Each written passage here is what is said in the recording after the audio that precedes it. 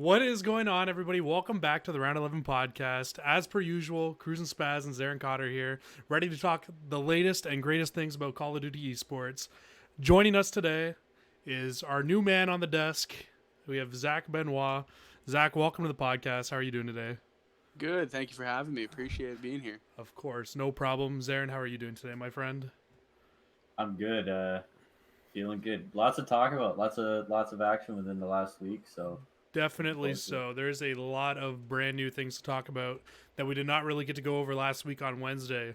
So last week we were actually talking a lot about some thoughts on what we thought were going to happen with rosters. We really didn't think any changes were going to happen going into this weekend, but with the big break coming up for Optic, and actually no, there's no break for Optic this weekend. I'm wrong. For the big break coming up for Chicago. Dallas. And for Dallas.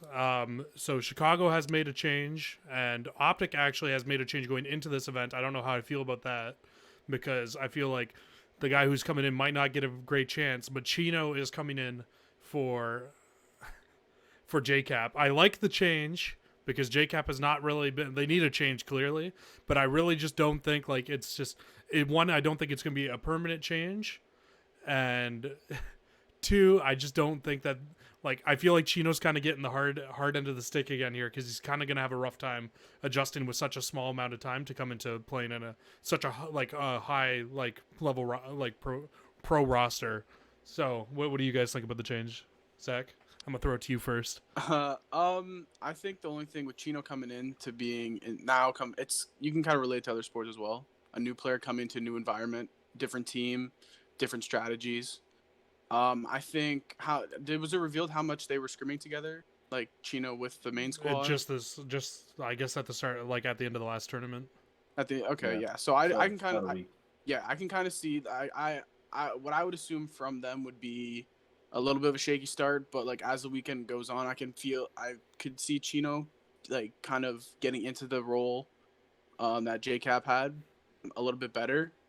That's kind of just my point of view on it. I can of Chino starting off a little bit rocky, but then getting a little bit stronger as the weekend progresses, because he's getting used to the environment being in the pro league now. Right, and Zarin. I mean, we talked about it last week. I think we spent quite a bit of time actually talking about Optic and if they were going to make a roster change. And I think me and you kind of both agreed that it's going to take another tournament to kind of see what they got. I think probably none of us expected a change right now. I think, like I said, I think we're probably waiting or thinking they were going to wait a couple of weeks, like one or two events. But it happens, and I like it. JKap struggled heavily last weekend, and I'm not going to say he's been the worst player on the team, as the team altogether has been pretty bad. But he was going to be the odd man out, and turns out he was. With Chino coming in, I like the move, and the good thing with him, and I think why they decided to go with him rather than Greenchar, is that he's a little bit more. He can be thrown around into different roles, and he can play them pretty well. Any role that he's thrown into, he's not going to be a guy who's going to go around and drop 35 kills a map. He's either going to be their sole anchor, or he's just going to be that AR flex player that's kind of supporting. So I think he's going to fit in well with the team. I agree with you, Jesse. I think that he's kind of getting thrown to the wolves a little bit. They have an interesting group, so we'll see how they play and how Chino plays. But I like the move. I don't think it's going to pay off this event, but for sure down the road it could definitely pay off with more practice. So here's my thoughts on the Optic move. So one, correct me if I'm wrong, JKap was running the sub role, right? Like a sub. I believe it was a flex. Yeah. Okay. I thought it was the sub role. But okay, it could have been the flex. The games I saw. Well, I feel like most of the maps in this game are 3 to 4 subs, anyways, right? So yeah. So he would have been that guy. Because Slasher and wasn't it Slasher and what's his name, Dashy were switching back between the ARs, no? Right. So, yeah. Okay. Yeah, you're right. So, my only thing is Chino doesn't really run sub a lot. He was running sub with TK. That's the last time I've seen him run a sub, I think. So it should be interesting seeing him come into this game with a sub. I think Chino is a fantastic player, and I think it's a like discredit to him that he wasn't on a pro roster last year or this year. So like I think like honestly that he does have a very good chance of being very good on this team. But I also think that JKap was kind of set up on this team to be the scapegoat for if they didn't work out. Like if you look at the other 4 players on this team, who else were you going to drop from this team, right? Like I mean, I'm looking at the KD stats from Chicago. And it's clear JKap did not have a strong weekend at all. I don't think JKap's had a strong map in the like. To be honest, so TJ Hawley had a .82, and JKap had a .80. But if you're looking at a guy who is supposed to be the I wouldn't say leader, but like kind of like the guy to like you said the scapegoat. Like right. you'd want to see that higher than .8. Right, but so here's also the thing, right? So if you're looking at this Optic Gaming team, you're not going to drop anybody but JKap from this team because you're not going to drop, even though TJ's not performing the best, you're not going to drop TJ in place of JKap because you like all TJ needs is one event and TJ could be one of the best players in the world again, right? He's proven he has the potential to be one of the best players. But then again, but then again, you also think of it this way: JKap has also proven multiple times he can win world championships at the end of the year. Look at last year, even like when he was on EG, right? That team was going nowhere. JKap came in.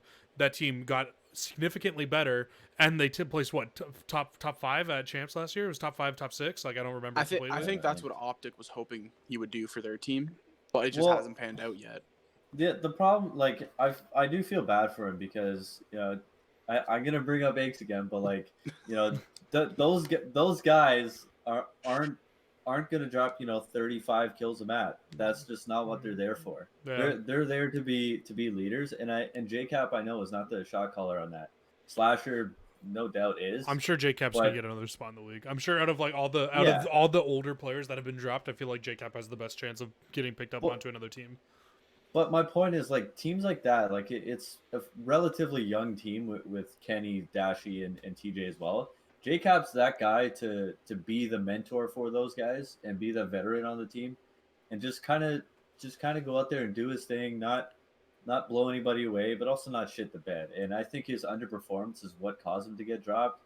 But to be fair, like, Jesse, I agree with you. Like, he was put in a bad situation as far as he was the guy that was going to get dropped. He was the scapegoat. Turns out he was. Yeah. Also, you got to look at chemistry wise too. Like if we obviously don't see any behind the scenes things, so we don't know the chemistry that goes on between players during scrims, during the games.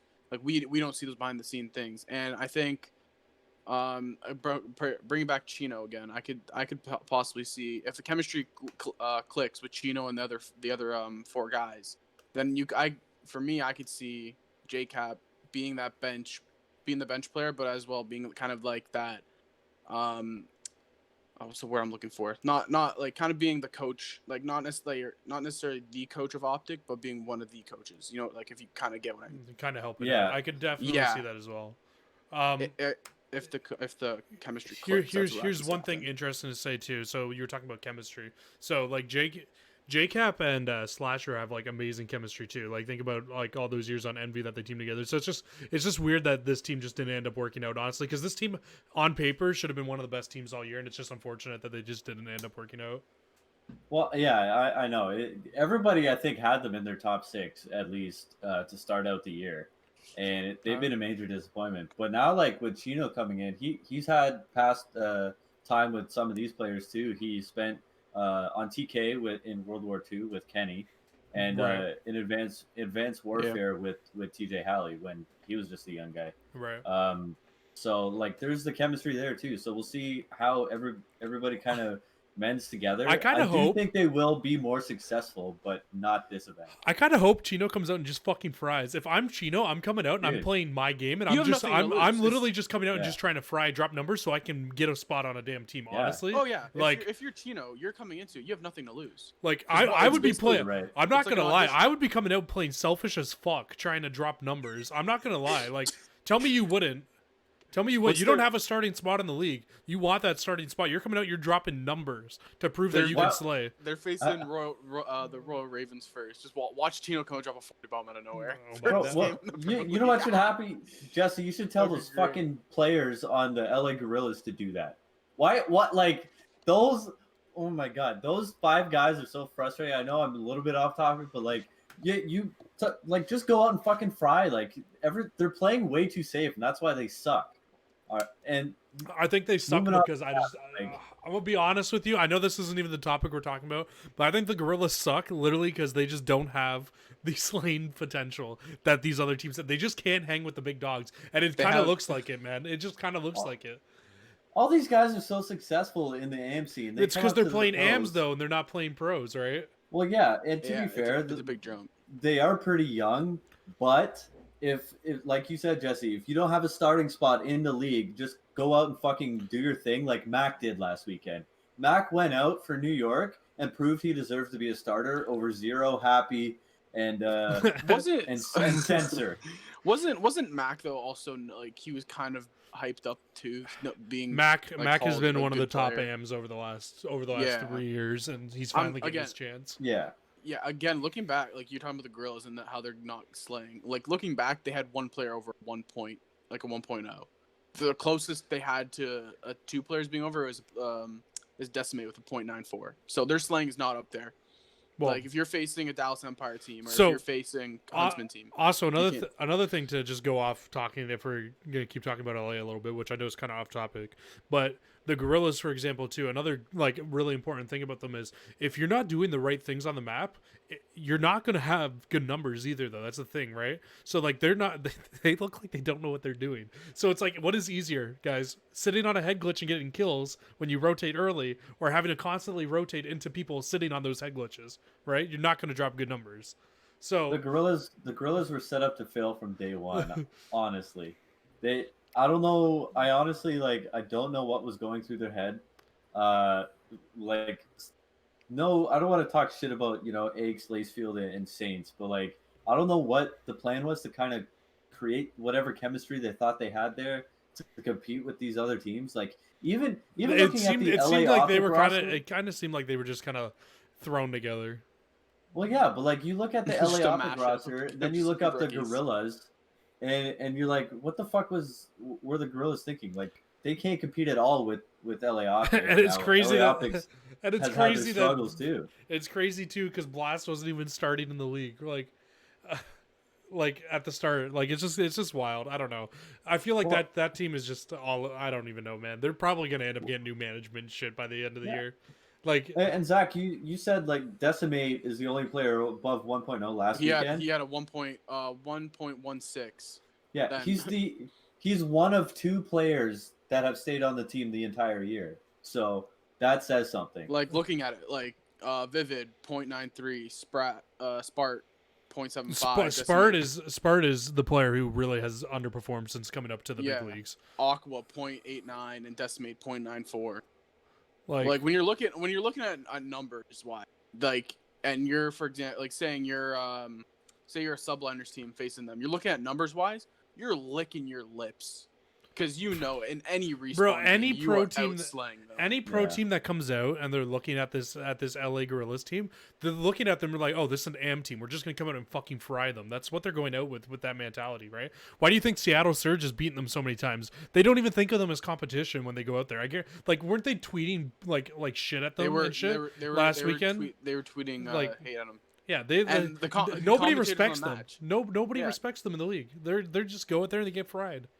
Commentators on the map even said they're like, oh, they're talking about it and they're making cracking jokes about it because they know it's this team is it's not built to be a pro team. It's built to be an AM team. Team War and Team Singularity are better than the Gorillas right now, and they're arguably better than LA Optic as well. Just think about that. You know what though? You know what's funny that you say that? I feel like if one of those teams was to play them, I feel like Optic would slap an AM team though. Which is crazy to say. Even with Chino now, I feel like that they would slap an AM team. It depends. I mean, I just feel like AM teams can't compete with me. Look at it like this, okay? Remember when they used to have the big open brackets? I know it's a long time ago in different times, but even when those big open bracket teams would come in and they would play, they'd be the 5 spot in a group, right? And they play the other 4 teams. Yeah. How many wins do they get in that group? Very often against even the worst of the teams in that group, right? So sometimes you get a really good team that comes in. I've watched AM teams beat the Huntsmen in scrims. You know, they'll take how many times are the 3 out of 4 hard points. How many times are the Huntsmen scrimming AM teams? I don't. Not often anymore, but I mean, like probably around January, February, a lot of AM teams are scrimming the Huntsmen. Anyway, AM teams. Anyways, I think we should kind of, speaking of the Huntsmen, let's move on to our next team change, which I'm not 100% sure if this is confirmed yet, but Gunless and everybody was talking about it today. So we're like 99.9% sure General is replacing I'd say 97.28% sure. All right, thank you so much, Zachary. Right, so General is coming in for Gunless. Zarin, thoughts on that? Well, I'm a little bit iffy at this change, and I think similar to LA Optic, we talked last week, if Chicago is going to make a change, and once again, I was thinking they're going to give it 1 or 2 more events to see how it goes, if they can get out of their slump. General is a fantastic player. He's been a great AM player since at least Advanced Warfare, from what I remember. I mean, I wouldn't even consider him an AM player. He's been on a pro team in the last 3-4 years. E6, right? Yeah. I mean, he owns the team, right? But still, he was. They were placing. They top 6 like what 4 times last year. So last year, yeah. I mean, and even in Advanced War or in Infinite Warfare too. I think Black Ops 4 or World War II was the only year we really didn't see him do well, and that's because he kept losing all his damn players. Well, I mean, like there was a lot of cases where they weren't in pro league. So I mean, yeah, I guess he was pro all along, but he wasn't competing in the pro leagues for the most part, I think. So, but anyways, moving on from that, I think he's a good replacement for Gunless. And we know the issues that Gunless had last year with LG, a lot of attitude issues. And again, we don't know what's going on behind the scenes, but it was public last year that he did have some attitude issues with his teammates and team altogether. So I'm not really super surprised at this. I just think it's a little bit premature, considering they're just like right in the middle of a slump. So yeah, I don't. Again, we obviously don't know what's going on behind the scenes. We don't know how players are acting to one another. But let's be real here. If the Huntsmen were to make a roster move, out of all those players, Gunless would probably be the one. Like 99% of the time, I would see Gunless being the one, especially with the way Envoy's been playing lately, and the way he can basically turn a map upside down like by snap of his fingers. Actually, kind of turns out too, Envoy is the in-game leader too. Yeah, which is super weird considering all the people that are on that team. That Envoy is the in-game leader. Like you see Scump, who other nickname is King. You see he's never getting dropped from Hex's team, right? So yeah, you see Arcides who won. Was it COD champs last year that he won? Yeah. Won COD champs. You see Formal, who's basically been beside Scump for how many years now? And then again, like you said, Envoy's the in-game leader. So like it kind of, like for LA Optic, how JKap was centered out. He was probably the one that would be dropped. I guess you can easily say the same thing with Gunless. But like the crazy thing about that, sorry, go ahead, Zarin. Well, I was just gonna say like everybody knows how good Gunless can be, and that's why some Huntsman fans may be surprised. But you're right in the sense that because of his issues last year, and I mean any casual fan would look at the team and be like, oh, who would even be dropped from that team? It's got to be Envoy because he's new and whatever. But because of all the drama from last year, you're right. Gunless was that guy, even though he's probably, one of the top 20 players in the league, top 15 players in the league when he wants to be.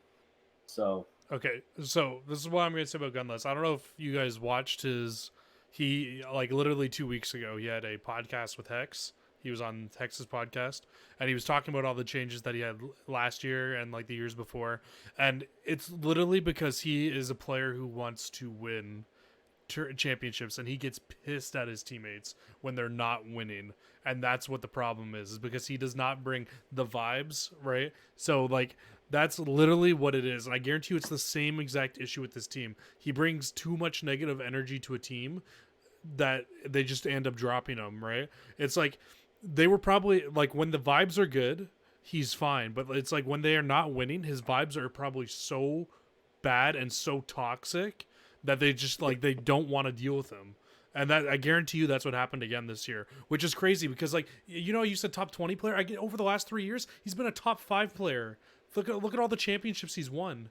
Right? He's a fucking amazing player. He just has such bad issues with his with not winning. Like he can't stick it out on a team, it seems like, when they're not winning, because he tends to end up becoming the issue.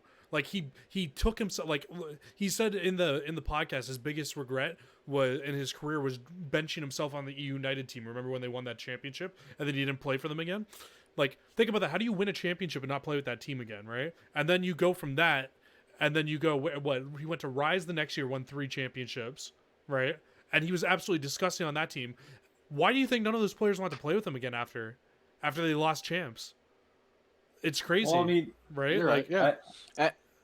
Go ahead, Zare. Well, I was just gonna say, like, I used this example before. It was the same thing, like, for the hardcore fans that have been following for a long time. Karma in Black Ops 2. He was easily the best player in the game. And he was on the best team. They just won champs, and it was the same kind of deal with Gunless. Like, Karma wanted to win so badly, he was, called a shit teammate, because of his passion. And when they lost, everybody or him or he would. I'm trying to word this properly so I don't, be super toxic. Yeah, like I don't want to. Say something that didn't happen, but like, he would be the one to kind of go off on his teammates and be like, what the fuck? And then, he's labeled as toxic and it's the exact same situation as right now. Cause like you said, you call Gunless a top 5 player even when he wants to be, and nobody wants to play with him because he wants to win so badly that when he loses, he has a shit attitude. I mean, it happens. I get it. I mean, no, honestly, I get it too. Like I don't like to lose.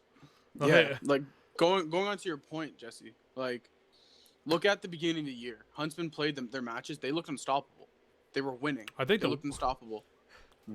That was the thing I saw early on in the year. Is Huntsman being that one of the teams that was gonna just run through, but at the same time they were winning. They start losing. Some matches don't go their way, and you just kind of see like a full downfall. And you can kind of relate that to saying Gunless just having that bad attitude. And there have been some like alleged rumors saying that they've just been bickering for weeks now. So, like I don't know how true that is, but like that's just the rumors that have been coming in, and they say that could be the reason why this is all coming up so fast for the Huntsmen. Right. So overall, I didn't even say this. Overall, I kind of like the move. But now I have a question for you guys, and I didn't ask you guys this before we started the podcast, and I want to know your thoughts on this. Could you guys see the possibility of them making a trade and bringing Pristini into play with Arcides on the team? I was actually thinking of that. That totally just came into my mind now, and I'm like, I could absolutely see that happening. You brought up before the podcast that Pristini could potentially be going to, like, you can see him maybe going to another team or something. Like, you brought that he deserves a spot in the league, to start in the league. And in my head, I was like, I can 100% see the brothers getting back together. That would be actually crazy. The Ravens did with the other brothers there. They signed them immediately. I can see the Huntsmen picking up trading for Pristini or picking up Pristini. Like Gunless for Pristini wouldn't be a bad trade for either team. 100%. It's almost like that would be a perfect fit. I think if Pristini were to join Huntsman instead of Gunless, but like, could you imagine that? I feel like that would be such a nasty team. That'd be a disgusting team. Honestly, if that happened, that's my call for winning everything this year. That would be the team to win everything. That's kind of crazy, but no, 100%. That would be my call because the chemistry, one, will be amazing. 2, you know how all the players are, and if the chemistry of the players work together, they're gonna be an almost unbeatable force. I have a point to that, but go ahead, Zaren. Yeah, go. Sorry, my bad, Zaren. The problem with that is that what is Florida gonna do with Gunless? Florida thinks that they're a top 4 team right now. What are they gonna do with Gunless? Okay. Or whoever Chicago decides to give them, what are they gonna do with them? Because they're not gonna start. I guarantee it right away. Not happening. So I'm gonna be honest. So I don't think Florida is a top 4 team. Even though, like, I mean, like, they're up there They for think sure. they do. They're up They there for think they sure. do. And like the only reason that they're in like the top 4 right now is because they've won a championship. But even going into into this weekend, do you have them winning this weekend, No. Zach? I It's don't it's hard have to them say. in my top 4. I'm saying they think they're a top 4 team, and I they're know not going to start anybody else. for sure, which is why they might be okay with trading Pristini right now. And if you're getting like a Gunless in return for Pristini, right? Just think like, what if that team doesn't win again, right? Over the next 2-3 tournaments, 100% I could see them subbing Gunless in. Well, yeah, I'm just saying, in the immediate future, they're like they have no use for Gunless. Right. But I mean, what use do they have for Pristini right now, right?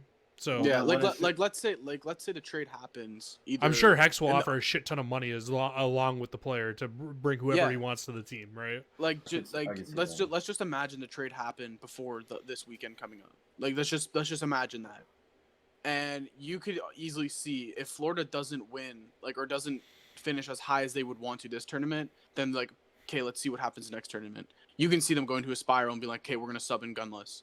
Like if that trade happens, obviously.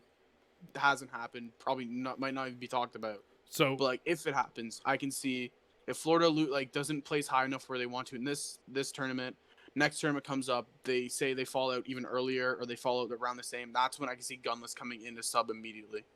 So, honestly, like I was saying, I would 100% like to see that trade happen just because I would like to see the Twins back together because they're nasty together.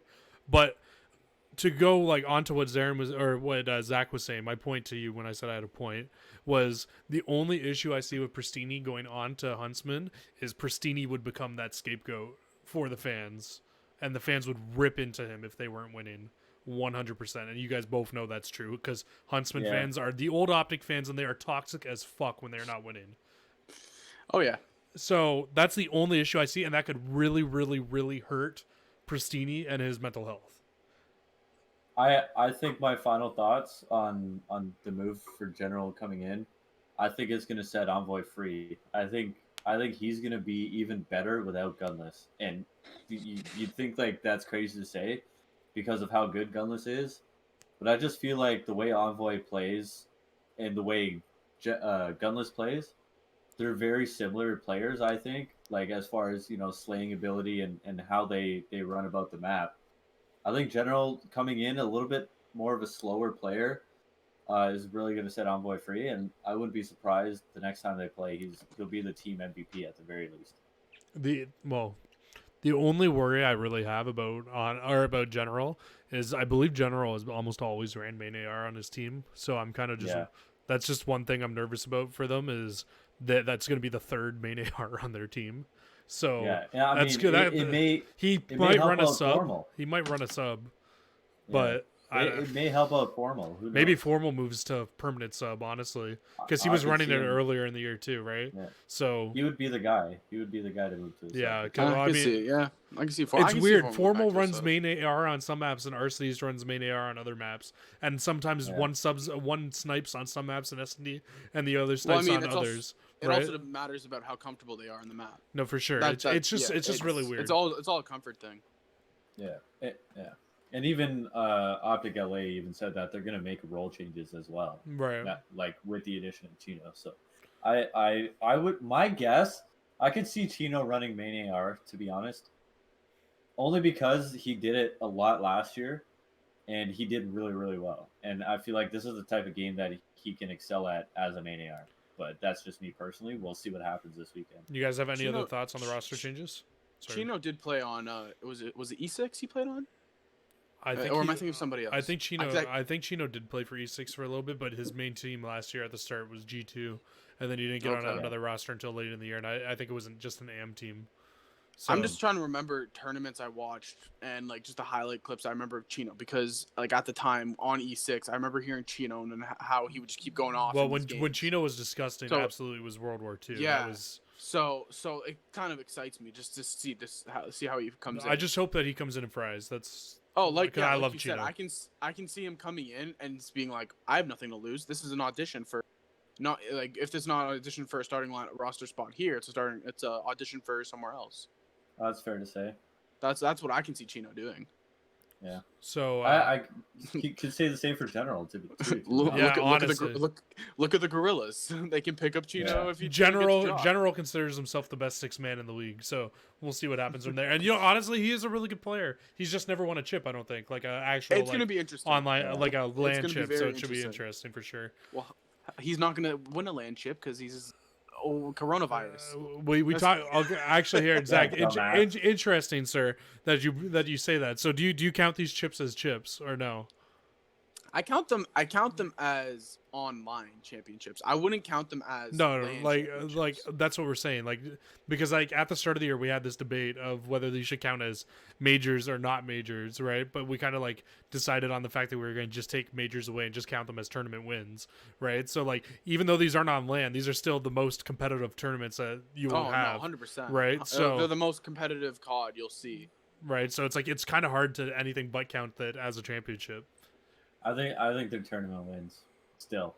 Right. Well, yes, but yeah, championship, whatever. Yeah, I think it's. I mean, I think Clayser said it today, or I saw something on ESPN's podcast. The question was they asked him about does COD Champs count because if it's still online, does COD Champs count? And he says absolutely it does. It's, the paycheck. That's exactly what I was going to tell. He says the paycheck pays the same, so what does it matter if it's online or LAN? And I totally agree. For sure. I was gonna say, like, would you consider like COD Champs or however they're naming the playoffs this year, like the playoffs for the team that wins? Are you gonna consider that a tournament win? There's a playoffs and there's a COD Champs at the end of the year. Okay, so are you gonna consider those just tournament wins, or are you gonna consider? No, those are definitely championships for sure. Because so the thing is right now, the other thing that's hard to consider these championships is not all the teams are playing at every event, which is the other. That's true. Right? That personal thing of me, I don't like that. I would rather see all the teams play every week. Right, but every other. I've explained to both of you why that they do it though, because I get because it was set up to be just league matches, right? Which thank God it's not, because I guarantee you it would be so boring if we're sitting there and they were league matches every weekend. That would be so boring compared to what we're watching now. Like last weekend's COD was the most exciting COD that we've had, and I guarantee you this weekend's like tournament is going to be pretty insane too. So there's going to be, I feel like there's going to be a couple upsets in this tournament. Could definitely see it. This is the one. This one's anybody's tournament to take. No Huntsman, no Dallas. This is I can see this being anybody. It's FaZe's tournament to lose, but yes, 100%. Sure. When we get there, I'll have my. Yeah. We'll be talking about that later. So I'm gonna just kind of slide us along now. So earlier in the week, was it Dexerto posted a link? Yes, for their best 7 free agents. And you know how our podcast loves Dexerto.com. We're gonna quickly go over. Well, not really quickly go over, but we're gonna talk about list off. We're gonna go over who we think are 7 of the best free agents, and we kind of all have our own lists. My list isn't really in any specific order, so we can just kind of go over any of the players. Yours is in a specific order? No, it's not. Sorry. So we can just go over and start naming them off who we think, and we can kind of give quick talks about whoever we think is going to be a good or who's a good free agent, who we think deserves a spot on a pro team. On a pro org. We're not for sure saying like they deserve a spot in the starting roster. We're saying that they definitely deserve a spot on an org, though. So, go ahead, guys. Zarin, I'm gonna throw it to you. Give me one from your list. Give me your number 7. My number 7. I actually have Insight as my number 7 guy. For anybody that doesn't know, Insight is on Team Singularity. He was on Team Singularity last year as well when they made that nice little run at Champs. This guy I've been high on EU tournaments. Yeah. Won 2 of the last 3. Insight is a guy I've been high on for a few months now. He's a very underrated AM as far as hype and name dropping, let's say. But he has a ton of talent. I think he's definitely capable of making a pro team for sure. Yeah, no, I think he's very good myself. Like I said, he's won 2 out of the last 3 tournaments, and the tournament that they didn't win, they got second. I believe even the one before they didn't win, they got second. So like first, second in their last 4 tournaments. So he's definitely fantastic, and they finished top 6 at Champs last year with Team Singularity. Definitely a good team. Phoenix did a fantastic job with that player and that team. So Shout out to Phoenix if you guys don't know who that is. He's our boy. He's the coach of Singularity. Yeah. And Zach, any thoughts on me? Insight? No, honestly, going off your guys' points, I can 100% agree. I believe he's a player that deserves a shot, and with his background, his winningness background, I believe that a team that could use someone like that, or could have somebody of that capability, I would say it would be the Gorillas. majority of these players, I think anybody can help the Gorillas. True. All right, I'm gonna go off and say one. So my number 7 I got is Royalty. Now Royalty has been a top AM player, or no, I wouldn't say a top AM, but he's been definitely a mediocre pro over the last 3 years since Black Ops 3. He's a good player. He's kind of and when he's playing at his top of his level, he's fucking cracked. So he's a really good player. I think he deserves definitely a spot in the league. I can see why his stock has gone down, and especially with this being a league with such small amount of teams. But I can see if they make a league expansion, have more teams, I could definitely see him being a starter on a team in the pro league. Yeah.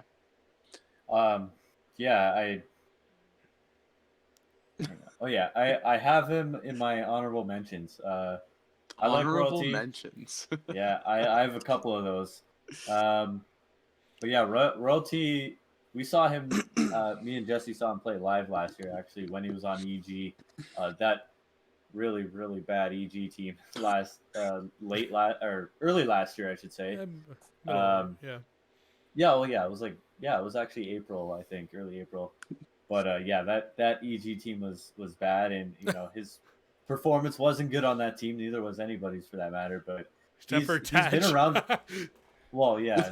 Attach was nasty. That guy. Nice. Attach was the guy last year on that team that we're telling all these guys to go out and beat right now. He was fucking the Chino of that team, just going out, dropping numbers, just trying to prove that he deserved a spot on a good team. Yeah. But Royalty's been around for a while. I think he can help any team. He definitely won't hurt a team, that's for sure. So I would keep an eye out for him probably within the next few months. Probably more likely later in the year he might get looks, but we'll see. I feel majority of these players are going to get looked on later in the year. Oh, for that final big push. Right. All right, Zach, give me a player. So I went off books with mine. I don't know about this. Zach's gone to the graveyard for his choices. I've gone to the grave. Some of the guys have gone to the graveyard. One of these players, though, I want to get your guys' opinion. And I know he hasn't really been the favorite of years past. Ugh. But what do you think Parasite should ever get a shot in the CDL? No. No. I would be honest. I think Parasite is an okay COD player. I'm not going to say he's great. He definitely got carried to a COD Champs win. Before COD Champs was even Parasite. really COD Champs. I think old Parasite is the good one. No. No. He's just such a toxic personality, man. He has such a bad rep in the league, and that's why he's never gonna get a pro league spot ever.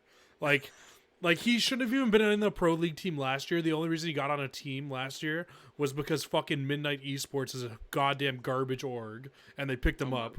I don't even mean to flame, but he's just a fucking kick rocks. No, bro. I know 100% what you mean. All the reports and rumors that have come out about him. Zarin, I just want. Take it away. Oh. Do we still got him? I don't know.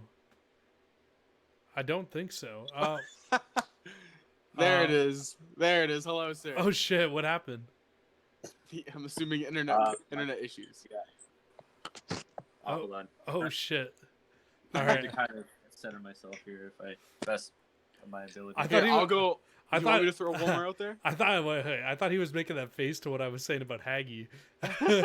But Zarin, quick summary of what I said. I said no, he doesn't deserve a spot in the league.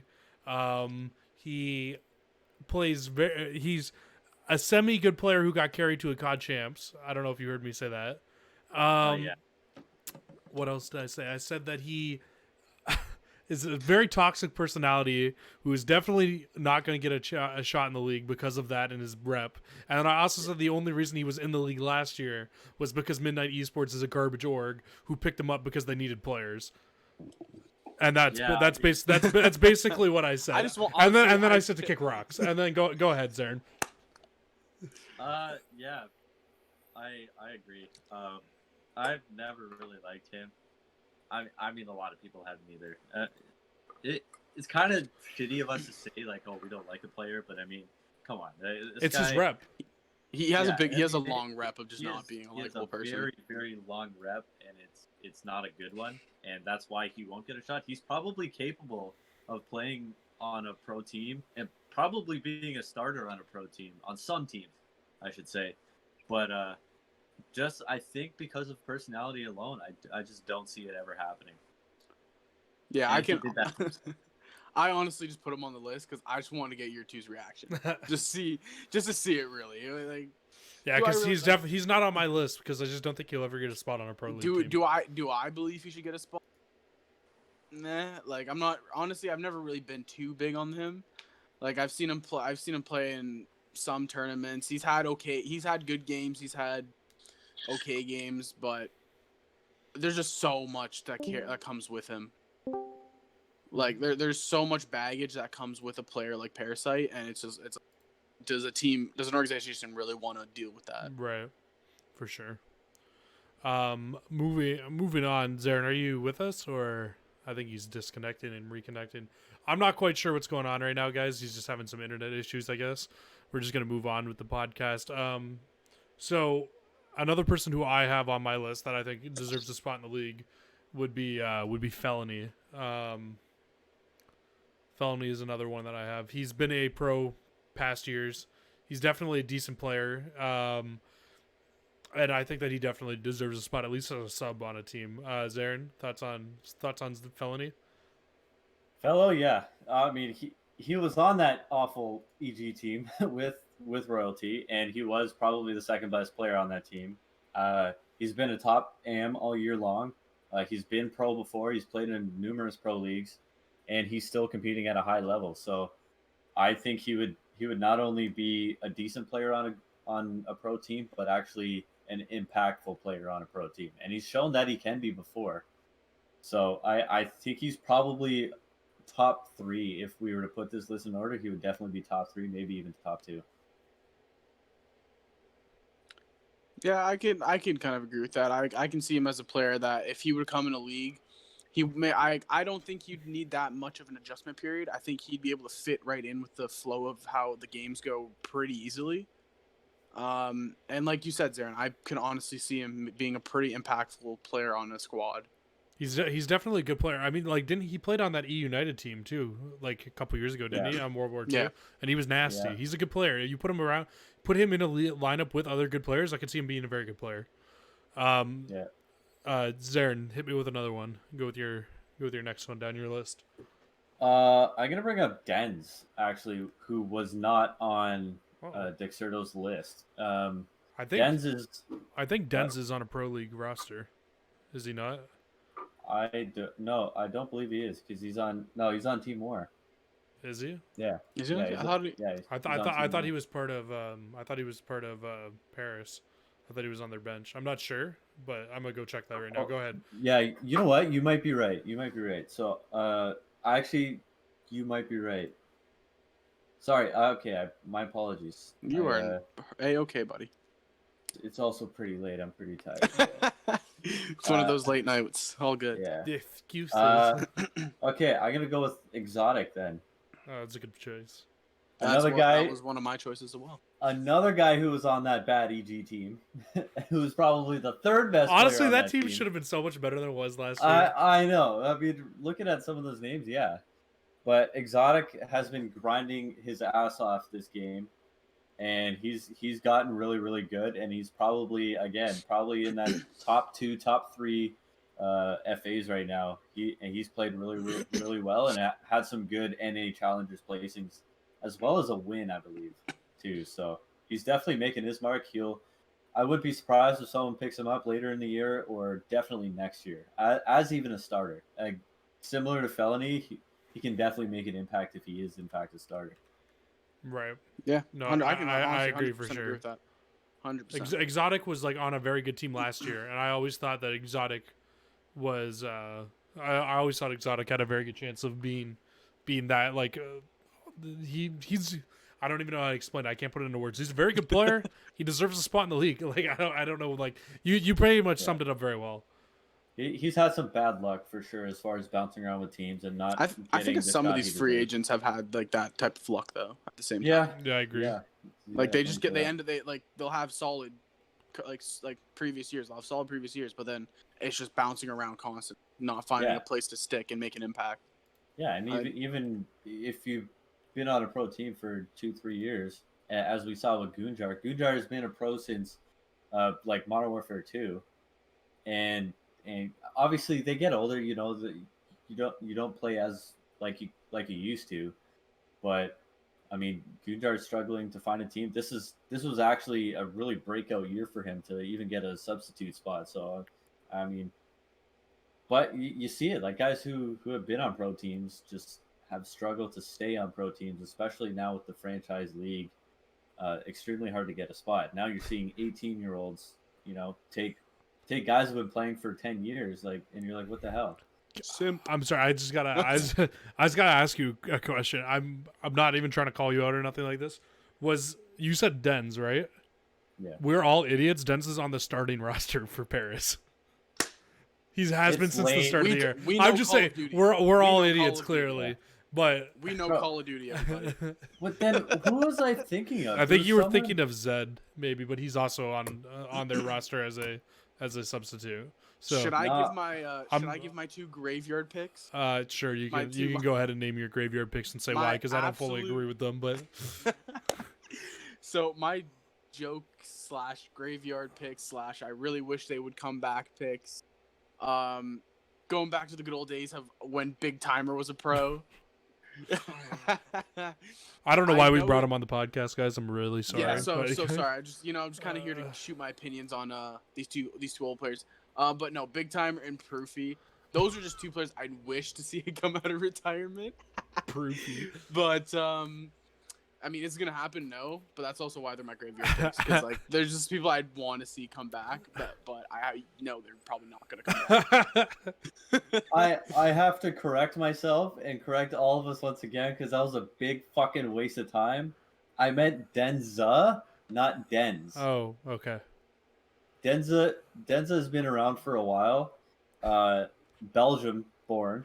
Denza has been really, really good all year long, and he definitely deserves a spot. So not Denz, Denza. All right. Denza. I don't even want to talk about him anymore. We're moving on. We're not talking about Denza, none of that. Sorry for wasting everybody's time. My next on my list, because you said Exotic, the next one down on my list, I have Spacely on my list. Now, I think Spacely has been a fantastic player. He kind of got fucked over last year. He was a good player last year. Big time. They even brought him in after, and they don't keep him on the team. They dropped him again to bring back in Nagafin, who never should have been dropped for him in the first place either. So, Spacely's fantastic, though. He definitely deserves a shot. Zarin, I know you feel the same way, but Zach, go ahead. Yeah. What do you think about Spacely? Oh, no, I can agree with you. Spacely is a high-tier player. I liked him. I liked watching him last year. And honestly, like with most of these players, like I can see him making a pretty big impact on any squad. Like it wouldn't just be him coming in to fill in a position. It'd be him coming in to help basically solidify a team. And Zarin, I feel like Spacely would even be better than most of the guys that are on the Gorillas right now. Well, yeah. I mean, he's better than all guys in the Gorilla. He would actually be a great fit with that team. And, that's assuming Saints and Lacefield get back in the starting lineup, because he's played with those guys forever. And Spacely has just such good chemistry with them, and he plays even better when he plays with young players also. So if LA can find a healthy variety with the team in that sense, I think he could definitely make an impact with them and again on any other team. And he's also going to be that leader kind of guy. he's gonna play that role, whether he performs extremely well or not. He's just gonna go out there, do his thing, and be a veteran leader for whatever team he's on. So definitely another guy who can make another impact. Right. So do you guys want to just try to? So obviously, we think that any of these players that are going to come in could come in and make impact. So I think honestly that we could kind of just rattle through some of them now that we think as well. Yeah. Because we're kind of taking a long time on this segment. So yeah, anybody else that you guys think that? I think there's 2 players that we all 3 of us have on our list. I could be wrong, but that would be Nagafin and John. So I don't know if you guys are agreeing with me on that. But yeah, those are definitely the 2 guys who I have in my top 2. John is my number 1. He's won multiple multiple world championships. Now he won 2, and he's fantastic submachine gun player. I think there was some sort of dispute this year. They never really said anything about it because obviously there's a dispute about it. But he's probably going to be on a pro league roster next year if his ban or whatever's going on right now gets lifted. Yeah, he'll 100% fit in with any team. I could see whoever even fits in on this Optic team. I could 100% him going in and taking over whoever's spot that is. He's disgusting and he deserves a spot in the league, and it's kind of a shame he's not in the league because he's a fantastic Call of Duty player. I can say the same thing with Nagafin. Just that his team finished second place at both CWL playoffs last year, and then they also finished second place at the Anaheim last year. So I love Nagafin, but here's the problem with Nagafin is Nagafin sucks at respawn. That's the problem with Nagafin, and he's had multiple teams. Like, I love him. He's a fantastic player. Black Ops 3 jumping over walls, sniping guys through fucking shit, like, disgusting. But he's a great search player, not a fantastic respawn player, and that's his biggest issue with any pro league team. Yeah, I mean, I have my opinions on Naga, but yeah, he's probably one of the best S&D players that we've seen in the last 4 years or so. He can be an impactful player at times in respawn, but I think that inconsistency is what's stopping him right now. But definitely, again, capable of competing pretty well and at a decent level in the pro scene. And John, I left off my list because of his ban or whatever it is. Let's call it a dispute. Yeah, rumor has it he's pretty much done for the year. But definitely, if he was able to play this year, he would absolutely be number 1.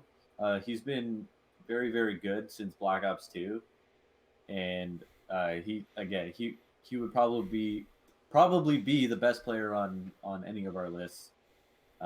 If he were to, he would be a starter in the league. If he were to, anywhere, yeah, absolutely, anywhere, any team. And yeah. I have one more player that nobody else has really talked about yet, and that's good old DeQueve, Dave. He's playing on War right now, top AM team. Dave, even going all the way back to his Epsilon days, if you even remember that back in Black Ops 3 and IW, he is a fantastic player. I feel like he just kind of got the short end of the stick on a lot of areas. I feel like maybe he just got kind of outcast from the rest of the EU scene, and that's why we've never seen him on Reciprocities or on who else last year? Red Reserve last year. He's a great player though, honestly. Yeah. He's I was honestly shocked that he wasn't even named a sub for London at the very least, or Paris. I mean, yeah, or Paris. Yeah, you're right. But I just feel like with that team on London, he would be absolutely perfect. Because right now I have him at number 1. If we're gonna put our lists in order, he would be number 1 for me. I think he's the best player available, EU or NA. And London would have been a perfect fit. And sure enough, London made their roster change last week, taking out Rated. Dave would have been a perfect sub for Rated. And I think they would have done even better last week, probably, even with their lack of practice. Honestly, I agree. So, I feel like it'd be a great fit on that team. 100%. I 100% agree. So here's we're gonna move on, kind of. Or do you guys have any others for the subs or for the best players that are free agents right now? If I say any more, you guys will probably never invite me back here, so I'm gonna keep my mouth shut. Just some honorable mentions. I got Spoof, Super, and Theory. I didn't think about Spoof. Spoof is disgusting. Yeah. So, he's been disgusting. He deserves a spot, at least a chance. Yeah. Poor guy qualified for Pro League last year and got dropped from his team before he even played a match. Yeah. Spoof is definitely right on the brink of being a pro. He should be a pro, actually. Now I think he about should it. have been one. He's on my list. He's like number 3 on my list. He's disgusting. Yeah. He's so good. Yeah. And I also put Super. Not a lot of people knows about Super, but really, really solid AR. I know who Super is. Well, yeah, I know you do. Yeah, he's very good. Very good, and a super guy too. Wow, good one there, Aaron. Wasn't he? He wasn't Super playing with. He was on Spoof's team. Yeah, and Toronto when they came last year, wasn't he? And he was disgusting. I think he had like the numbers last year too. I know, and he was talking mad shit while he was doing it too. So he's that funny was as a lot of fun to watch. Okay, we're kind of gonna have some fun with this next little segment a little bit. It's not even really a big segment, but we're gonna talk about Team Pine right now and what we think that they could do in the league. In all honesty, so that would be Enable, Saints, Zero, JKap, and Gunless. These are all guys who have got dropped from their team. I think this is just like a joking team. I'm not even sure. Maybe they'll go play an AM tournament because I'm not sure if they even can because they've all played in Pro League matches, but. What the fuck ever? I think that these guys could be better than the fucking Gorillas, to be honest. Absolutely. I think they could probably be better than Optic when JKap was on Optic. So like maybe even better than Toronto, to be honest too. They could probably outslay Toronto with just Gunless. So I mean, it's kind of a perfect team the way they all fit together. You just can't have Enable and JKap on the same team. That's just the only issue. Why not? I just don't think they'll fit well together. Neither of them drop big numbers. Unless Enable goes back to being the dominant ass player he once was, then maybe. I mean, even Enable last year was. Enable last year got a lot better as the year went on. He wasn't great. I also would say that the 100 Thieves roster that he was on was also very strong. I think Enable is a fantastic player. I think Enable is a fantastic player when Enable is surrounded by good players. We saw what happened when he played on a team that wasn't as great, and he sucked. So. I don't know. He played on 100 Thieves and he was great. I know. I think this team could do some damage if they're allowed to play in the AM scene, man. They could actually if they play in the AM scene, they're gonna win every AM tournament. Oh, let the kids play. I think we should do that. Let the kids play. Yeah, fuck off. Yeah, look at LA Gorillas are letting the kids play, and look what the fuck happened to them. Let the middle veteran kids play. Let the 25-year-olds play. Alrighty. And that's going to do it for the podcast today, boys. Thanks, everybody, so much for... No. Oh, my God. Let the 25-year-olds play. All right, so we're going to... Thank you guys so much for your points on that. Team Pine for the win. We're going to move on. We have a CDL Florida home series coming up this weekend. And boys, I think I am excited for this fucking tournament because these pools are very open and it's definitely FaZe's event to lose. Go FaZe. Oh no. Would you guys like me to say my Group A predictions first, or do you guys want to go first? Go right ahead. Because mine are going to be a little bit different. I don't know how you guys are going to actually react to these, to be honest. So the two teams I see making it out of groups, I see my number 1 seed being Minnesota coming out of groups, and my number 2 seed being New York coming out of groups. I think Florida, who won the last tournament that they were in, isn't even going to make it out of groups in this tournament. And I say that only because Florida seems to have a slow start to tournaments, and I think Minnesota is honestly still a team that can beat Florida, especially early in a tournament. I feel like Florida won their championship because Florida had a really, really good Sunday. That's my personal opinion on them, and I think that Minnesota is going to beat them at this event and take that spot. And I think that New York also has a very good shot of being the 1 or 2 seed. So New York getting a lot better makes this group a lot more interesting. Thoughts on it from you guys? Go ahead, Zarin. I'll say my point afterwards because it's no. You know what? Go ahead. Go ahead. After you. So what you're saying, Jesse? I'm the exact same thought process. Because but my two are just that. I actually can see the subliners being number and Minnesota going 2. I can see it going either way. That I could see it going like that match between them. I can see it going to a game 5. Game 5, and it just depends on who has a better search. That's my thing, and I can just see the subliners because we got a glimpse of what the subliners can do when their team is clicking last weekend, and that was probably some of the most fun COD I've seen in a like that team playing. Obviously, not just them. Like that entire weekend was amazing, Right. but the subliners dramatically improved last weekend, and I think if they come out with that same mentality they did last weekend, getting the new player Mac. Now people know what Mac's like, how Mac plays, but at the same time they don't know enough about him. Right. So I can see the subliners making a push here. Before Zarin says his point, I just want to say the only thing that worries me about the subliners is one, teams have now gotten to see them and they can adjust to how they play a little bit. Right? They have VODs now of them. And two, the other thing that kind of worries me about the subliners is they are not that great at S&D yet as a team.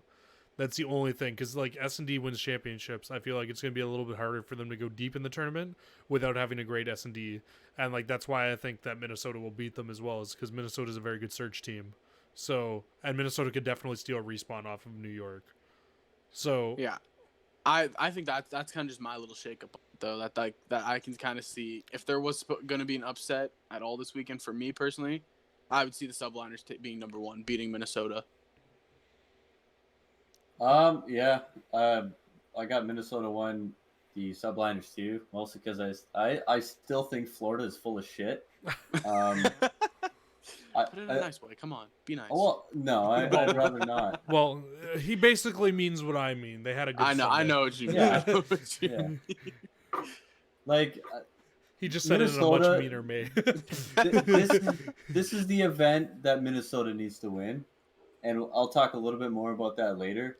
But this is the event where Minnesota needs to show up and prove that they are a top 4 team and can beat top 3 teams. But I have Minnesota number 1, subliners number 2, and New York I actually think is going to have a pretty good event, whether they make top 4 or not. I still think they are actually going to perform similar to how they did last week, which is a lot better, and they're only going to get better from here on out. I agree. So I'm looking at them. And Toronto, I just think they got kind of unfortunate. We're not even talking about Toronto. Yeah, they kind of got here. Yeah, Toronto. Yeah. Ain't nobody talking about Toronto. Is it Toronto or Toronto? They're gonna have a bit of a struggle. I hope they don't. It's just but a tough I group. think they're gonna have a bit of a struggle. Could you imagine if they come out and win the group? Like, if Toronto makes it, I will shave my head. You guys heard that here on stream. He's gonna I'm holding you to that. Notch. Oh, don't use my thing against me. And let's end the podcast right there. Let's move on to Group B. We have the Paris Legion, Atlanta FaZe, Optic Gaming, LA, and the London Royal Ravens. Now, Zarin, I'm gonna let you kick this one off because I went first on the last group. Who you think's coming out 1 and 2 in this group? Well, not gonna lie, I got Atlanta coming 1. Not gonna lie, of course. Of course, I'm not gonna lie. But I think I meant to say it's obvious that I think Atlanta's gonna be number 1, London number 2, because once again, I think Paris is full of shit. So London's gonna show up this event. I think they're gonna make some noise. Not saying they're gonna win it all, but I think this is their event to make it out of groups. yeah. They've had 3 weeks of practice now. They're ready. I am fully confident that they're ready. Zach. Yeah, mine are exactly like yours. I see FaZe coming out number 1, and just on the back of Simp. All right. But no, and then London Royal, they actually impressed me a lot last week, and I really liked how they played. And like I want them to go far. Y'all are believers, eh? In the EU scene. Watching Wuskins play and his brother play, like they're disgusting. I was liking what I was seeing. I was like, oof. Could you guys imagine if Scraps was the star that he was last year? Right now, how disgusting they could be. Like, absolutely nasty. I'm gonna try to pull up something because I'm curious of what they were dropping, the numbers they were dropping last week. So you can keep talking. Yeah, I'm just gonna go on and say what my thoughts are on Group B. So I agree. Atlanta number 1. Obviously, that's not even a question in my mind that they're going to get the number 1 seed. Now, I think that this is finally going to be the event that London overcomes Paris, because they have had problems beating Paris in the past. I do think that this is the event that London overcomes them and does get the 2nd seed. But weirdly enough, I feel like the team that might give them the most trouble, because honestly, Paris has not looked very good the last couple events that we've seen them. I think the team that might actually give London trouble might be that new Optic team. If Chino can really mash with that team could be disgusting. Like, so the only issue with that team for me is like they just don't have that much time playing together yet. That's literally it. Yeah.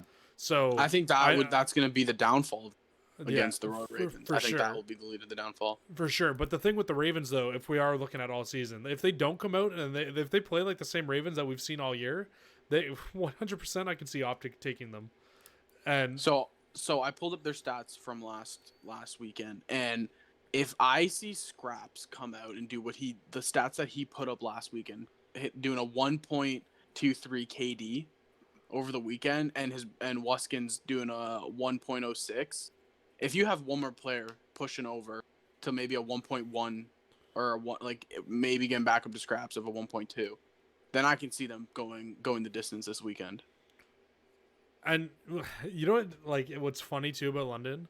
It's like what's even scarier about their team is like we haven't even seen them come out and like really like look as nasty as like they could be, because like Dylan's on that team. No, I'm like totally drawing a blank right now. So it's Dylan, Jerd, Sean. Dylan has not played nearly as good as he played last year. Imagine if Dylan comes out playing like a fucking stud, right? Jerd comes out like he did in his first year. Right, like they're all nasty players. This team has definitely the potential to be very good.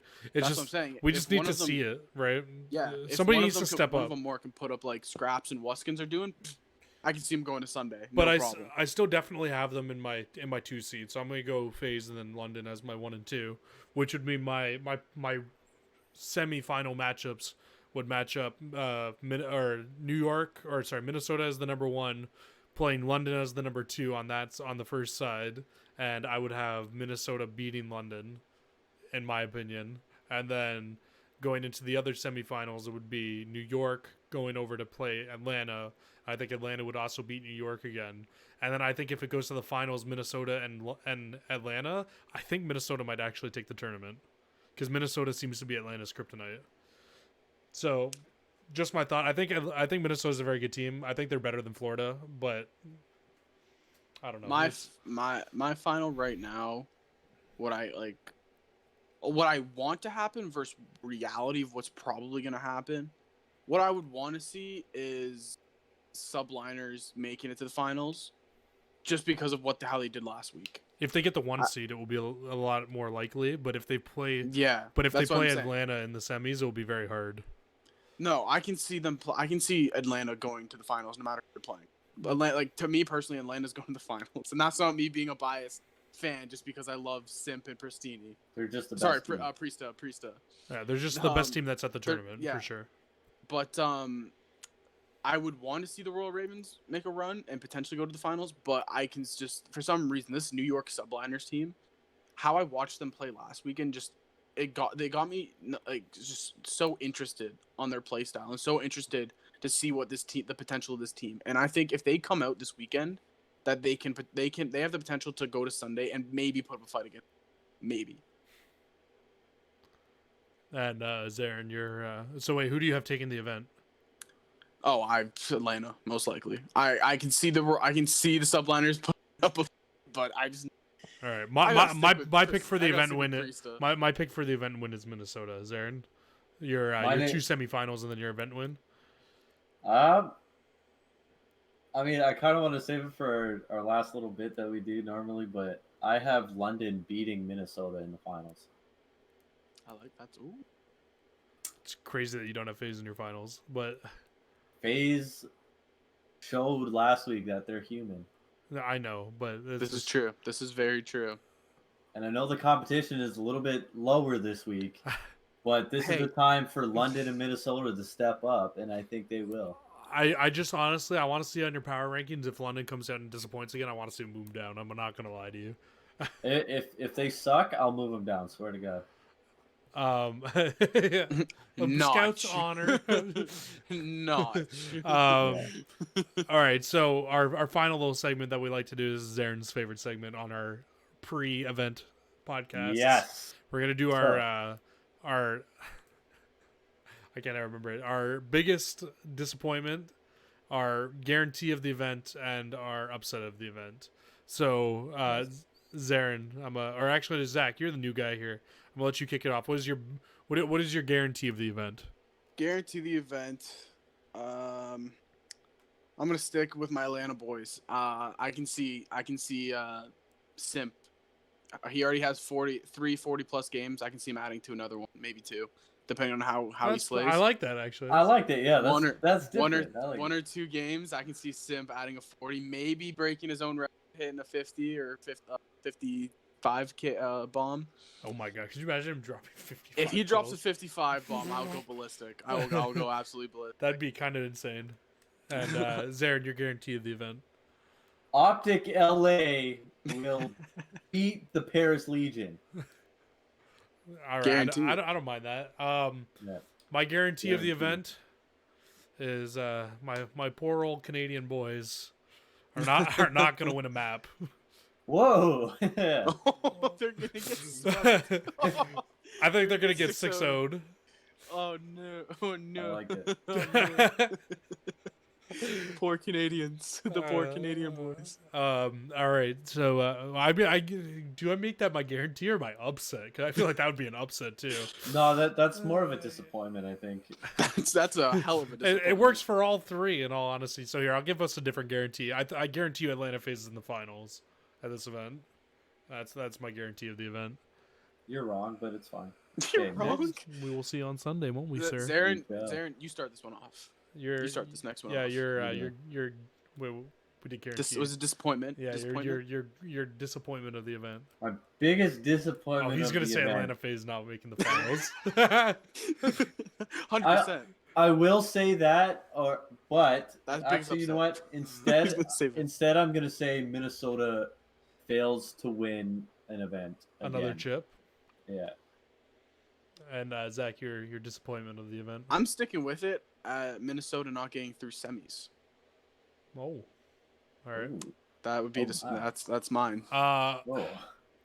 Well, I'm calling Minnesota to win this event. So I'm gonna say my biggest disappointment of the event would be Florida after winning the championship, not making it out of the groups would be my disappointment of the event. Even though I think it's hard not to have them as a top 4 team when they're one of only 4 teams to win a championship, right? But fair. I just don't think that they are, in all honesty. They are in my top 4 in power rankings only because they have won that chip. But I just don't really consider them a top 4 team. It's just tough. Yeah. Okay. Biggest upset of the weekend. Jesse. What is your biggest upset? I think my biggest upset of the weekend is going to be Paris Legion coming out, and they're not going to do well at all this weekend. It's going to be a super big upset. Okay, no. Okay, you're misunderstanding upset. So like, an upset would be no. Let me explain this. An upset would be Toronto beating Atlanta. Like that's a huge upset.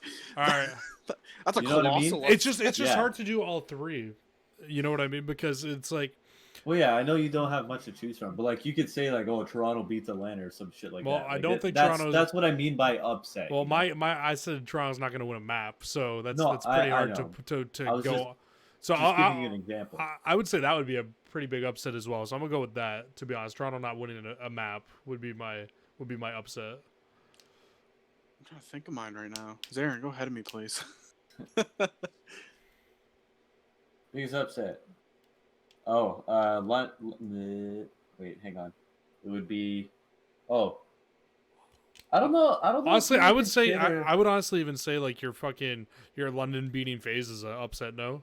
Well, yeah, I was gonna say that, or even Minnesota beating FaZe, but yeah, I'm gonna say London beating FaZe would be a huge upset to go on to the finals. I think if the finals happen the way I said it was with the subliners and FaZe, well, that would definitely be an upset. Biggest upset would be if some subliners win. And I think that would be mine. because for some reason, I don't know what it was. I didn't even know subliners existed before last event. I'll be honest. I didn't really pay attention to them. It was mainly just the top guys, Toronto Ultra and like one other team.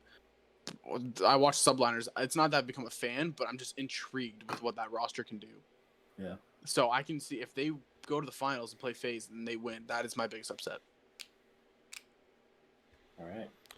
I definitely think that we need to reevaluate the upset and all that, and really come up with a way to do this. But we'll take it to the court. There's nothing wrong with it. You're just not understanding the concept. I mean, I do understand the concept of it, but it's hard to do all three at the same time because it's like they kind of counteract each other. You know what I mean? But I agree because like if you're calling Minnesota to win the event, it's like it's hard to be like, oh yeah, I think that Florida is gonna upset Minnesota. You know what I mean? Like it's just tough to do something like that. Well, fucking think on your feet better, like God. Do better. I did it quite fine. I started like 2 out of 3 of those, so I was come on, forehead. Yeah, like God. All right. Anyways, I think that's about gonna do it for the Round 11 podcast for today. Make sure you guys follow us on all our socials. Follow the RD11 podcast on Twitter. We are the Real Round 11 podcast. I don't give a fuck what anybody else says. The real. Thank you for having me again. Yeah, Appreciate of course. it. No problem. Fun. Thanks for Let us know what you guys think of Zach. If he was shit, if he was good, we'll keep him on the podcast. We'll see. Hell. Maybe we might have James back next week. Who fucking knows? Maybe. We'll see. Hopefully. And, I'll go get plastic surgery to look like James. Yeah, anybody to get rid of this fucking guy. All right. Anyways, guys, that's going to do it for the podcast today. Thank you guys all so much for watching and YouTube. Our pod. I don't fucking know. We'll see you guys later.